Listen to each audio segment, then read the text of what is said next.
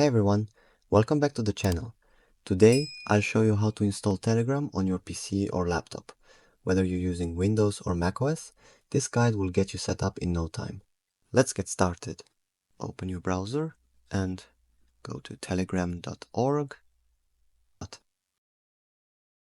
Click on Telegram for PC, Mac, Linux, and download the version for your operating system.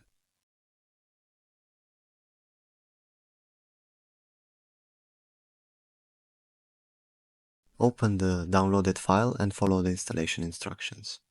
For Windows, just click Next a few times. For macOS, drag the Telegram icon to the Applications folder.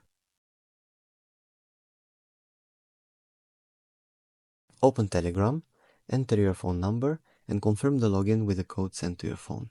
And that's it. You've successfully installed Telegram on your PC or laptop. Now you can enjoy messaging on a bigger screen.